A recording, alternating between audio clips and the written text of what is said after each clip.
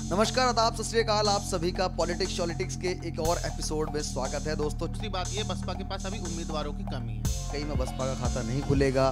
ने बिल्कुल आउट कर दिया है कि हम ना समाजवादी के साथ हैं, ना हम इंडिया के साथ हैं, ना हम एनडीए के साथ हैं, हम किसी के साथ नहीं हैं उसका गेम चल रहा है। मतलब देखिए, बसपा में नेता एक ही है, वो है बहन जी मायावती। सिर्फ एक नेता है, बाकी सब कार्यकर्ता है। नेता एक ही है, बसपा के सारे अन्य। नमस्कार, आदाब, सत श्री अकाल। आप सभी का पॉलिटिक्स के एक और एपिसोड में स्वागत है दोस्तों। चुनाव एकदम नज़दीक आने वाले हैं और धीरे धीरे करके सभी पार्टियां अपने कैंडिडेट्स का जो है उनके अपने उम्मीदवारों को मैदान में उतार रही है, उनके नामों की घोषणा कर रही हैं। लेकिन बीजेपी हो, सपा हो या अन्य कई पार्टियां हो, अपने जो कैंडिडेट्स हैं कि किस लोकसभा सीट से कौन सा प्रत्याशी चुनाव लड़ेगा, उनकी घोषणा कर चुकी है। लेकिन मायावती जी की जो पार्टी है, बसपा बहुजन समाज पार्टी, उस पार्टी ने अभी तक अपना एक भी उम्मीदवार या डिस्क्लोज नहीं किया है। यूपी की ही क्षेत्रीय पार्टी है समाजवादी पार्टी, कांग्रेस के साथ अलायंस है। और अब समाजवादी पार्टी ने तो पहले ही खैर लिस्ट जारी कर दी थी, लेकिन अब जो है बीजेपी ने भी 195 अपने कैंडिडेट्स की लिस्ट जारी करी। उसमें बहुत सारे राज्यों के जो है नेता थे, 4-5 भोजपुरी सुपरस्टार थे, जिनमें से पवन सिंह ने नाम वापस लिया। लेकिन ऐसी क्या मजबूरी रही है कि जो मायावती हैं उनको कोई कैंडिडेट नहीं मिल रहा है? क्या कैंडिडेट नहीं मिल रहा है, या डिस्क्लोज नहीं किया जा रहा है, या फिर कुछ तगड़ी तैयारी चल रही है कि भैया लास्ट में डिस्क्लोज करेंगे नामांकन से कुछ दिन पहले और फिर कैंपेन शुरू करेंगे? मेरे साथ तमाम चर्चा करने के लिए मेरे सहयोगी पत्रकार रिजवान हैं। जानेंगे रिजवान से और थोड़ा सा डीप डाइव करने की कोशिश करते हैं कि मामला आखिर है क्या। रिजवान, क्या जानबूझ के नहीं नाम डिस्क्लोज करे हैं या नाम ही नहीं है डिस्क्लोज करने को? देखिए विकास, दोनों ही बात हैं। पहली बात तो जानबूझ के नाम डिस्क्लोज नहीं करने जा रहे हैं, और दूसरी बात ये, बसपा के पास अभी उम्मीदवारों की कमी है।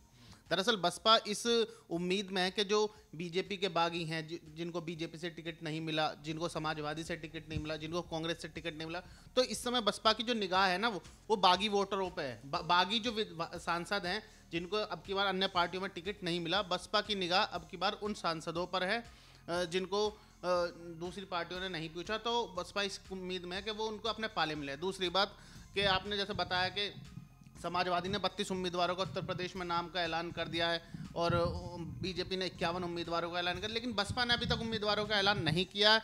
बसपा की तरफ से ना ही कोई सिग्नल। लेकिन सूत्रों के हवाले से एक खबर आ रही है, क्योंकि मैं बसपा को बहुत करीब से देखता हूँ। सूत्रों के हवाले से ये खबर आ रही है कि 15 तारीख को पहली सूची का नाम आ सकता है। पहली सूची बसपा की उम्मीदवारों की आ सकती है, क्योंकि 15 तारीख इसलिए भी महत्वपूर्ण है कि 15 तारीख को जो बहुजन समाज पार्टी के संस्थापक थे मान्यवर काशीराम जी की जयंती है, उनका जन्म दिवस है। उस दिन बसपा एक प्रेस कॉन्फ्रेंस करती है हर साल, उसका कार्यक्रम होता है पार्टी में, और उसी दिन मुमकिन है कि उसी दिन पहली सूची सामने आए। अब दूसरी बात ये है कि कौन लोग हैं जो सूची में हो सकते हैं। देखिए, जो नाम हो सकता है पहले, हाँ, मैं ये इम्पोर्टेंट है, पहली सूची में 15 से 20 नाम सामने आ सकते हैं बसपा की।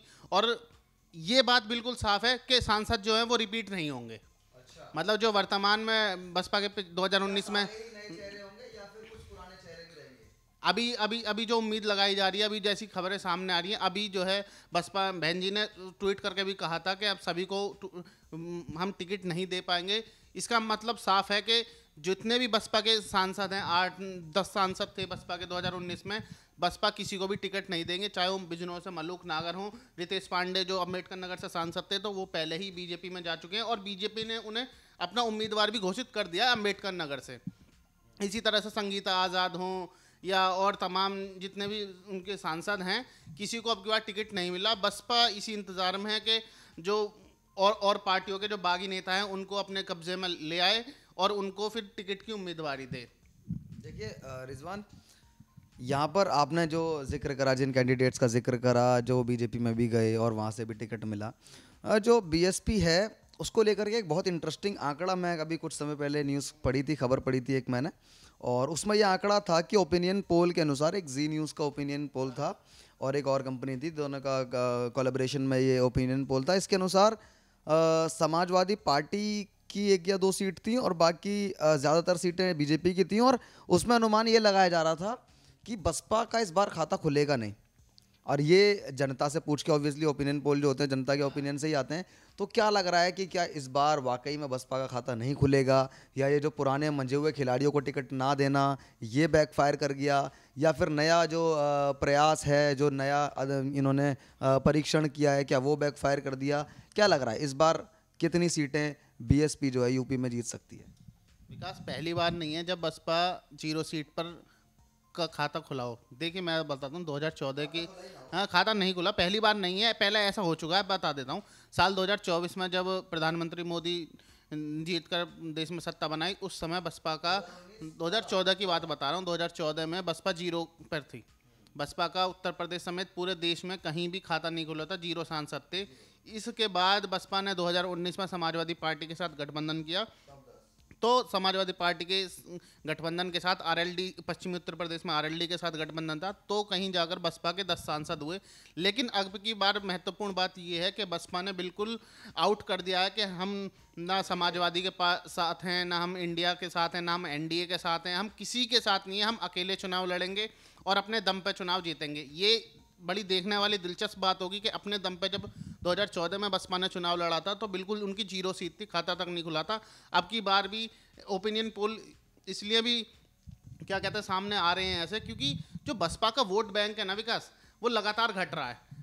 अभी लास्ट में मेयर के चुनाव हुए थे जब उत्तर प्रदेश में, तो बसपा का वोट बैंक पूरे प्रदेश में महज 12%, सिर्फ 12% बसपा का वोट बैंक था। और ये वो वोट बैंक है जो इनका परंपरागत वोट बैंक है, जो सदियों से इनके, जो दशकों से इनके साथ चला आ रहा है। वो चाहे बसपा का कैंडिडेट चाहे किसी भी जाति किसी भी धर्म का हो, वो उनको ही वोट देते हैं। ये हाथी के निशान पे वोट देते हैं। जाटव वोट बैंक जो है बसपा का पक्का वोट बैंक माना जाता है। तो सबसे बड़ी वजह ये है, अब की बार जो है बहुत मुमकिन है, जैसा मीडिया में खबरें चल रही हैं कि बसपा अब की अब खाता ना खोल पाए।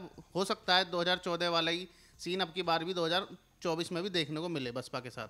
देखिए, बसपा का खाता ना खुल पाना ये ओपिनियन पोल के आंकड़े थे। हो सकता है खाता खुल जाए, क्योंकि जो ओपिनियन पोल और एग्जिट पोल होते हैं इनसे अलग जो है परिणाम के आंकड़े बहुत अलग होते हैं। इस बार मायावती के भतीजे आकाश आनंद मैदान में हैं, रिजवान, जैसे कि आप जानते हैं।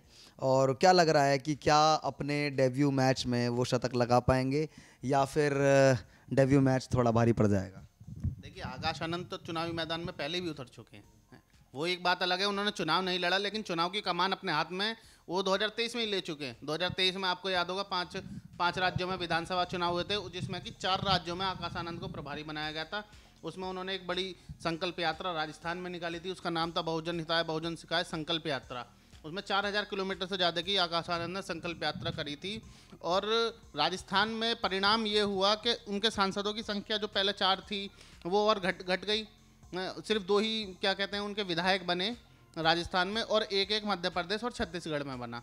और वोट शेयर जो है, जो 4% था राजस्थान में, वो 2% हो गया, जहाँ पे 5% था वहाँ 2.5% हो गया। आधा आधा वोट शेयर हो गया। आकाश आनंद के नेतृत्व को जिस ऊर्जा के साथ देखा जा रहा था कि आकाश आनंद आए हैं, युवाओं को एक साथ लेंगे, तो उसका कहीं कमाल दिखा नहीं। उत्तर प्रदेश में अब की बार पहला चुनाव है, अब देखते हैं आकाश आनंद का नेतृत्व जो है कितने महत्वाकांक्षाएं या उच्चाकांक्षाएं पे खड़ा उतरता है, ये अपने आप में देखने वाली बड़ी बात होगी। चलिए, तो आकाश आनंद जो अभी डेब्यू करने वाले हैं, पॉलिटिकल जर्नी तो मैं तो डेब्यू ही होगा क्योंकि ऑब्वियसली चुनाव लड़ रहे हैं, लेकिन इससे पहले बतौर प्रभारी काम किया उन्होंने। लेकिन वहाँ पर जैसा कि रिजवान ने बताया, वोट शेयर घटा, पार्टी का वोट शेयर घटा, पार्टी को वोट कम मिले, पहले के मुकाबले भी कम हो गया।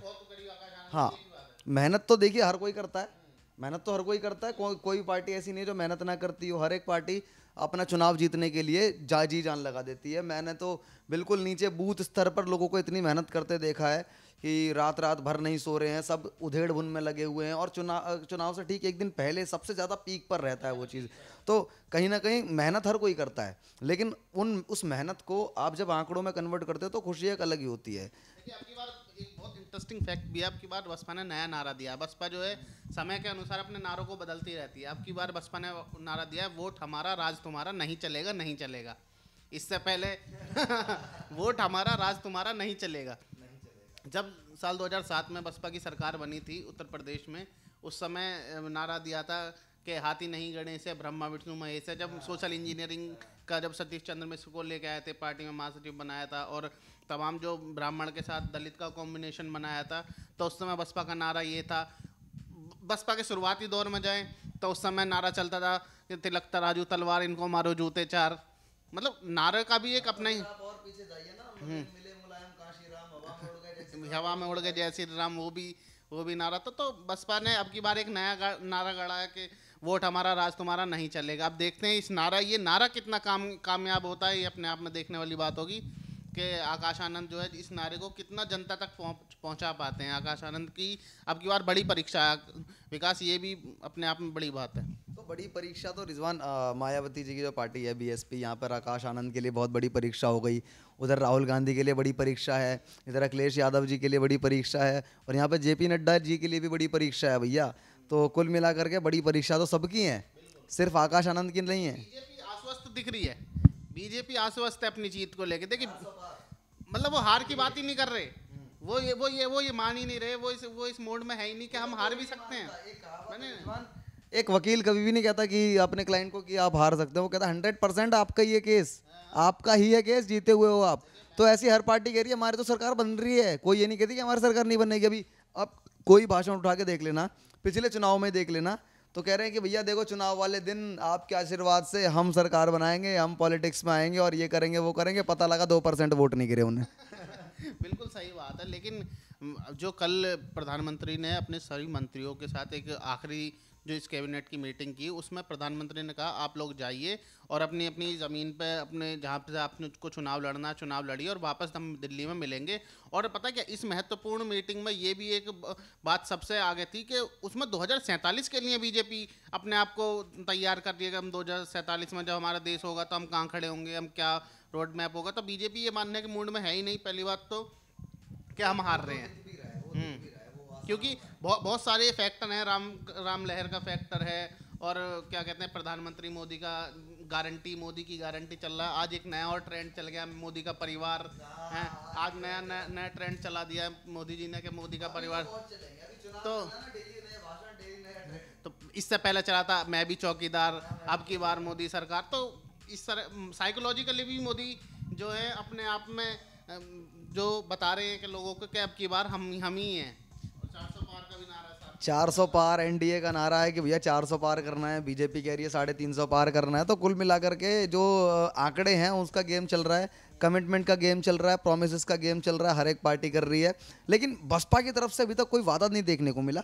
हालांकि ये वादा ज़रूर है कि हम अकेले लड़ेंगे, ना इंडिया के साथ जाएंगे, ना वो अखिलेश के साथ जाएंगे, ना किसी और क्षेत्रीय पार्टी के साथ जाएंगे, ना बीजेपी के साथ जाएंगे। हमने राजनीति में बड़े बड़े गठबंधन देख लिए, और अभी सबसे तगड़ा गठबंधन तो कांग्रेस और आम आदमी पार्टी का ही है कि जो एक दूसरे के बिल्कुल तलवार की तरफ। हाँ, आम आदमी पार्टी की उत्पत्ति मतलब कांग्रेस को खत्म करने।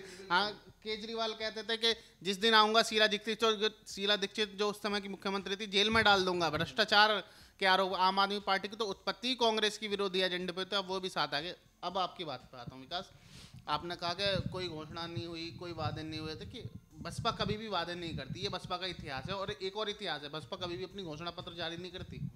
जो मैनिफेस्टो होता है, तमाम पार्टियां अपने अपने बताते हैं कि हम सत्ता में आएंगे तो हम ये करेंगे, हम इतना लाभ देंगे आपको। बसपा का ये इतिहास है कि ना ही बसपा ने आज तक अपना घोषणा पत्र जारी किया है, और ना ही बसपा कभी भी वादे करती है कि हम ये कर देंगे। बसपा जब सरकार में बन जाती है तब वो करके दिखाती है कि अब हम क्या कर सकते हैं। बसपा की रणनीति ही अलग है। बसपा कभी भी ये नहीं बताएगी कि हम इतना कर देंगे, हम ये कर देंगे।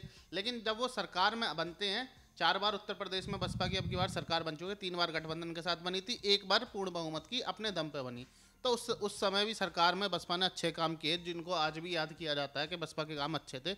एक प्रशासक के तौर पर मायावती की आज भी हर कोई तारीफ करता है, उनके विरोधी भी उनकी तारीफ करते हैं।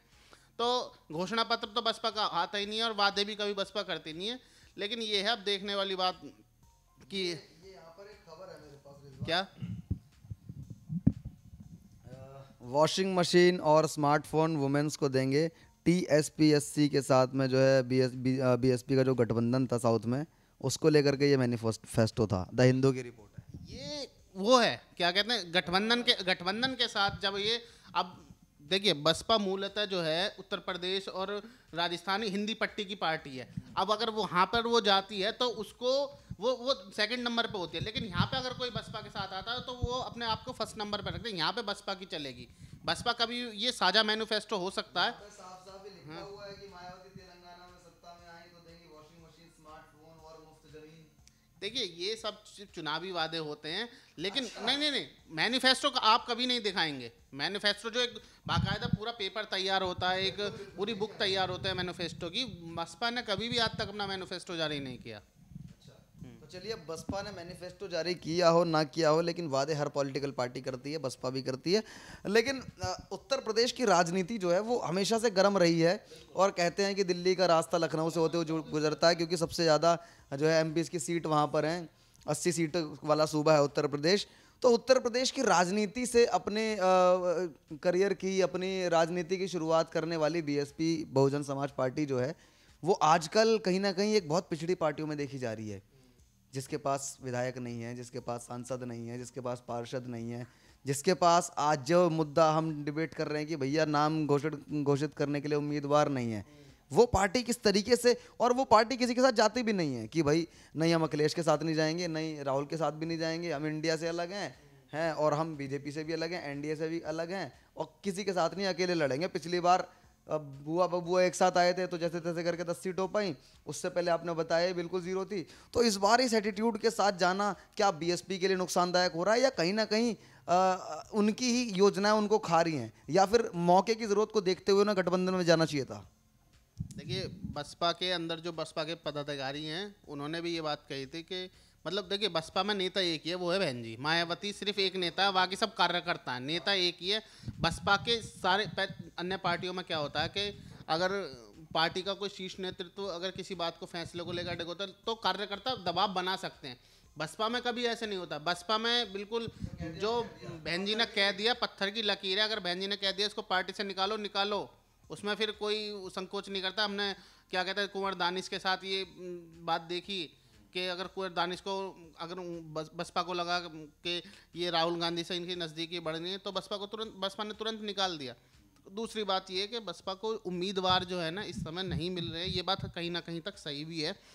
बसपा की जो रणनीति है, बसपा ये चाह रही है कि जिस सीट पर वो 2 लाख से ज़्यादा वोट से हारी या उसने 2 लाख से ज़्यादा वोट पाए, उस सीट पर जो तो उम्मीदवार मजबूत उतारे जाएं। लेकिन जिस सीट पर उम्मीदवारी कोई ताल नहीं ठोक रहा, जिस सीट पर उम्मीदवारी की, तो वहाँ के जो संगठन के जोनल कोऑर्डिनेटर हैं, बसपा में कोऑर्डिनेटर एक पद है जो चलता है कोऑर्डिनेटर का, जैसे संगठन महामंत्री वगैरह इसमें नहीं तो कोऑर्डिनेटर होते हैं। तो जोनल कोऑर्डिनेटर को ही बसपा वहाँ से टिकट दे सकती है, जो जहाँ पे ज़्यादा कोई ताल नहीं ठोक रहा है बसपा की, जो मतलब अहम गढ़ नहीं है। जैसे गाजियाबाद एक जहाँ से हार की उम्मीद है, पहले से ही जीत की कोई उम्मीद ही नहीं, वहाँ से अपने ही कोई छोटे मोटे कार्यकर्ता को बसपा खड़ा करेगी। तो लेकिन बड़ी बड़ी बात यही है कि जो बसपा के एक बड़ा मुस्लिम चेहरे थे गुड्डू जमाली, वो भी अब सपा में आ गए हैं, जिन्होंने पिछली बार आजमगढ़ में एक बड़ी भूमिका निभाई थी अखिलेश यादव की गढ़ को हरवाने के लिए। निरहुआ वहाँ से जीते थे, धर्मेंद्र यादव हारे थे। तो मुद्दे की बात विकास यही है कि बसपा की अभी स्थिति ठीक नहीं है। और दूसरी बात आपने कही कि गठबंधन को लेके, तो गठबंधन को लेके अखिलेश यादव ने पहले ही साफ कर दिया था कि जब 2019 में गठबंधन हुआ था तो उस गठबंधन में देखा गया कि वोट शेयर जो है, मतलब समाजवादी का वोट बैंक तो बसपा में चला गया, ट्रांसफ़र हो गया, लेकिन जो वहाँ का वोट बैंक है, बसपा का जो वोट बैंक है वो इधर नहीं आया। इसी का कारण हुआ कि 5 सीटें सिर्फ समाजवादी को मिली और 10 सीटें बसपा को मिल गई। वहीं इसका उल्टा होना चाहिए था, क्योंकि बसपा ज़्यादा ताकत में उत्तर प्रदेश में, समाजवादी से कम ताकत में इस समय एक ही विधायक है। तो इसके बाद ये चीज़ देखे गई कि भाई वोट शेयर इधर उधर, तो अखिलेश यादव ने पहले ही 2 टूक कर दिया कि हम अगर ये बसपा अगर इंडिया गठबंधन में रहेगी तो हम नहीं रहेंगे। तो राहुल गांधी की हालांकि ये अंदर से ये बात आई थी कि राहुल गांधी चाहते थे बसपा भी इस इंडिया गठबंधन में साथ में आए, लेकिन बसपा ने पहले ही मना कर दिया कि हम किसी के साथ न लड़ेंगे भैया, ना हम इधर ना हम उधर। तो राहुल गांधी का काम खुद मायावती ने कर दिया था। कौन सा? क्योंकि अखिलेश यादव ने अगर ये शर्त रखी थी कि मायावती रहेंगी गठबंधन में तो मैं नहीं रहूंगा, तो राहुल गांधी चाहते थे कि दोनों पार्टियां रहें, इधर से मायावती ने मना कर दिया तो राहुल गांधी को जवाब देना नहीं पड़ा ना, मायावती ने पहले ही उनका काम कर दिया अपने आप। तो मायावती ने काम कर दिया वो एक बात ठीक है, लेकिन राहुल गांधी और कांग्रेस चाहती थी कि बसपा और मजबूती से जो है लड़ाया जाए, क्योंकि राहुल गांधी और समाजवादी पार्टी और तमाम पार्टियां ये बात जानते हैं कि बसपा भले ही खुद जीते न जीते वो हमें नुकसान जरूर पहुंचा जाती है ना। अब फर्ज करिए कि कोई सीट है, वहाँ से एक समाजवादी का मुस्लिम उम्मीदवार खड़ा हो गया, उधर से बसपा को मुस्लिम उम्मीदवार खड़े हो गए, इधर से MIM वाला भी अब की बार असदुद्दीन ओवैसी ताल ठोक रहे हैं कि भाई हम भी आएंगे, तो 1 लाख या 3 लाख मुस्लिम वोट है वो तो सब बट जाएगा है। अब समाजवादी वाले क्या करेंगे और कांग्रेस वाले क्या करेंगे, जो सब अपने अपने मुस्लिम दावेदारी ठोकते हैं कि मुस्लिम वोट हमको मिलता है, मुस्लिम वोट हमको मिलता है। असदुद्दीन ओवैसी मुसलमान कौन है, सच्चा मुसलमान कौन है, अब आपस में ही बड़ी द्वंद्व हो जाएगी। तो इसलिए बसपा की महत्वपूर्ण भूमिका चुनाव गठबंधन में ना रह के तब भी एक महत्वपूर्ण भूमिका बसपा इस बार निभाएगी। ये देखने वाला होगा कि टिकट बंटवारा जो है बसपा का किस किस आदमी को कैसे कहाँ पर टिकट दिया जाता है, ये बहुत महत्वपूर्ण बात होगी अपने आप में। तो नज़र बना के रखेंगे कि बसपा कब अपनी लिस्ट जारी करती है। उम्मीद है 15 तारीख को कांशीराम जी के जन्मदिन पर ये लिस्ट जो है वो आ जाएगी। अगर नहीं भी आती है तो बाकी दिनों में देखेंगे कब आती है। हालांकि 2-3 चरणों में ये लिस्ट जारी करेंगे, एक बार में पूरी लिस्ट जारी नहीं करेंगे। बड़ा सूबा है, 80 सीटें हैं और उसके अलावा भी अगर लड़ना चाहिए, क्योंकि राष्ट्रीय पार्टी है, तो हो सकता है और भी मध्य प्रदेश, राजस्थान वगैरह की जो लिस्ट भी है वो भी जारी करेगी। लेकिन बसपा के जो उम्मीदवार होंगे उनके नामों पर चर्चा बहुत इंटरेस्टिंग रहेगी। तो देखते हैं कब क्या अपडेट आती है, उसके साथ हम आपके साथ फिर से जुड़ेंगे। इस मुद्दे पर आपकी जो भी राय हो, मायावती से रिलेटेड, BSP से रिलेटेड, 2024 इलेक्शन से रिलेटेड आपकी जो भी राय हो कमेंट बॉक्स में बताइएगा। अगर हमारी किसी बात से आपको कुछ कष्ट पहुंचा हो या फिर आप सहमति ना रखते हो तो हाथ जोड़कर आपसे माफ़ी मांगते हैं, क्योंकि हमारी किसी भावनाओं को आहत करने का कोई उद्देश्य नहीं है। हम पॉलिटिक्स में केवल किसी मुद्दे पर बात करते हैं, विचार करते हैं। दूसरी बात ये, बसपा के पास अभी उम्मीदवारों की कमी है। कहीं में बसपा का खाता नहीं खुलेगा। ने बिल्कुल आउट कर दिया है कि हम ना समाजवादी के साथ हैं, ना हम इंडिया के साथ हैं, ना हम NDA के साथ हैं, हम किसी के साथ नहीं हैं। हम उसका गेम चल रहा है। मतलब देखिए, बसपा में नेता एक ही है, वो है बहन जी। मायावती सिर्फ एक नेता है, बाकी सब कार्यकर्ता है। नेता एक ही है, बसपा के सारे अन्य। नमस्कार, आदाब, सत श्री अकाल। आप सभी का पॉलिटिक्स के एक और एपिसोड में स्वागत है दोस्तों।